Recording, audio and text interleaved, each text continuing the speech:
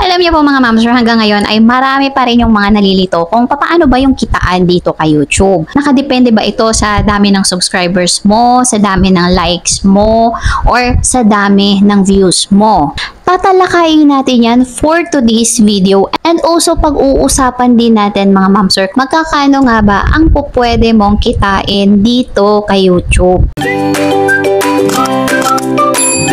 Alam niyo mga ma'am sir, nowadays, napakarami ng mga gustong maging isang content creator. Pero karamihan din is sa umpisa lang, kapag nanawa na, kapag tinamad na, ayun, hindi na magpapatuloy. So marami pong ganyan. Even me, naramdaman ko rin yan nung ako'y nagsisimula pa lang din kay YouTube. Pero sabi ko nga, kung gusto mo maging isang content creator kay YouTube, hindi pwedeng tatamad-tamad. So ako mga ma'am sir, para ma-motivate ako everyday no sa paggawa ng mga content, iniisip ko talaga na dito kay YouTube, ang bawat araw ay pera. So hindi talaga pwedeng tamad ka ngayong linggo gagawa ka ng content, tapos susunod na linggo na naman bago ka sisipagin gumawa ng content. Sabi ko nga mga ma'am sir, ang pag-succeed po ng inyong YouTube channel ay nakadepende po kung ano po yung mga category ng video or niche nyo. Depende yan mga ma'am sir kung saan kayo magaling. Syempre titingnan ninyo kung ano ba yung strength ninyo.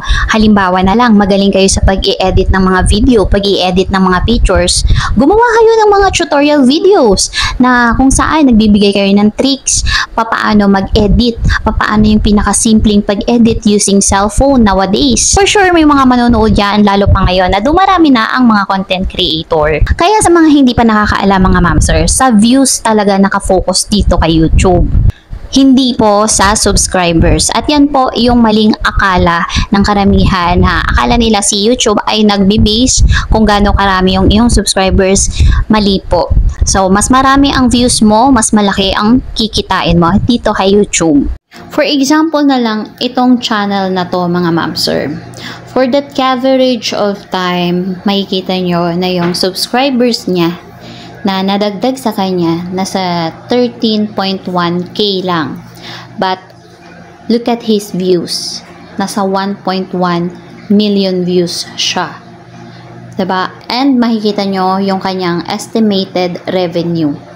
Nasa 12,818. Not peso, dollar siya mga ma'am sir. So, magkakano yan kapag i-convert mo into peso. At kinonvert natin yan into peso mga ma'am sir. So yung estimated revenue niya ay nasa 717,808 pesos. So patunay yan mga ma'am sir na dito kay YT, sa views po talaga kayo talagang kikita at papaldo.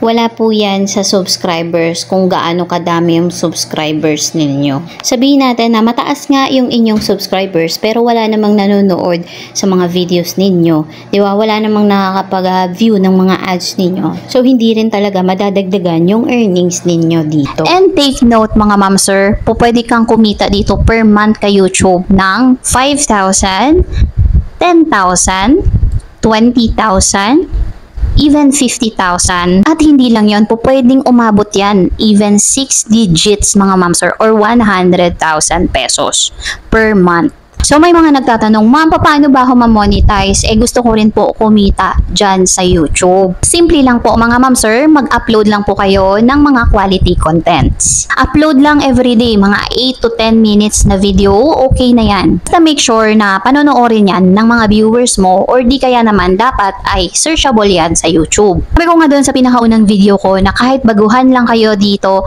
kaya YT, kahit na nagsisimula ka pa lang na content creator dito, ay may chance na po kaagad na mapansin ng algorithm ni YouTube yung mga videos ninyo. Sa ganyang paraan guys, no, madali na lang talagang ma-monetize this 2025. Ito guys, advice ko lang no sa mga baguhan na content creator talaga at gustong kumita, magkaroon ng source of income no dito kay YouTube.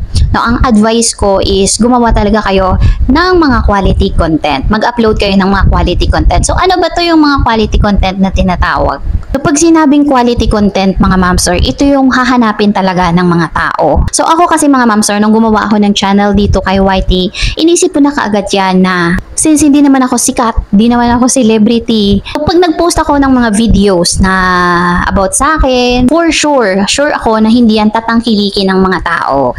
Dahil unang-una, hindi naman nila ako kilala. Hindi naman ako sikat. Hindi naman ako yung mga big time content creator na katulad ng kilala talaga. Gusto kasi ng mga tao yung mga very informative na mga content.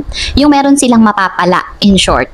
So kaya ako, yung naisip ko na niche or mga content is mga tutorial videos talaga. Tutorial videos, honest reviews, yung alam kong makakatulong ako sa mga tao and may makukuha silang idea sa mga video ko. Once natulungan mo sila, nagkaroon sila ng mga information kasi very informative yung mga content mo, nasolve mo yung problema nila. Sigurado mga ma'am sir na magsusubscribe yung mga yan sa'yo at panonoorin na yung mga susunod na mga videos mo. So sa mga baguhan na mga content creator or papasukin pa lang yung pagiging content creator, so yan po yung number 1 advice ko po sa inyo. Good quality content dito kay YouTube. So ano pa ba? Pangalawa na ma-advise ko sa inyo, so ito talaga malaki yung role nito sa pagiging isang content creator.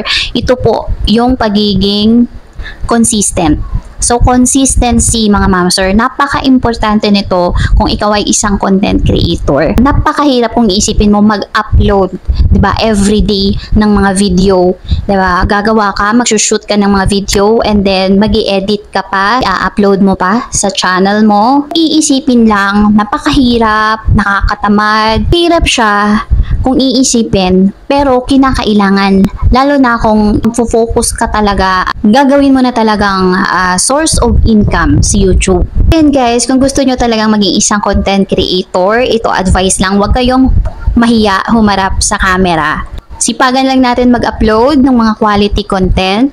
Kung kaya ng daily, so mag-upload tayo everyday. 8 to 10 minutes na video, okay na yan. So, as a content creator, kasama na sa schedule natin sa araw-araw yung paggawa ng mga content, yung pag-shoot ng mga video, pag-edit ng mga videos, pag-upload sa mga channels natin.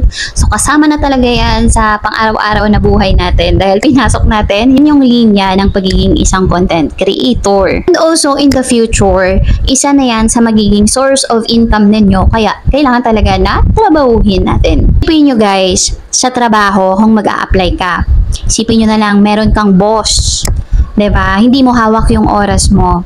Sa pagiging isang content creator, isa yan sa mga pros na tinatawag, 'di ba? Wala kang boss, unang-una yan, and hawak mo yung oras mo. Kaya, kailangan lang talaga natin bigyan ng oras din, lalong-lalo na sabi ko nga, kasama na sa everyday schedule natin yung paggawa ng mga videos, 'di ba? Pag-edit. So, nakakatamad minsan, pero sabi ko nga, isipin na lang natin na dito kay YouTube, ang pagiging isang content creator, isipin natin na ang bawat araw ay pera. So, ayun lang mga ma'am sir, I hope nakatulong po sa inyo yung konting tips no, na sinishare natin lalo na sa mga baguhang content creator na gustong pasukin, no, maging isang content creator dito kay YT. Ayan, I hope nakatulong po sa inyo ang video na to. And if you think na nakatulong, please like and subscribe at i-hit nyo na rin po yung ating notification bell para lagi po kayong updated sa ating mga bagong videos. So, yun lang mga ma'am sir. Have a nice day. Thank you for watching and see you on my next video. Bye po!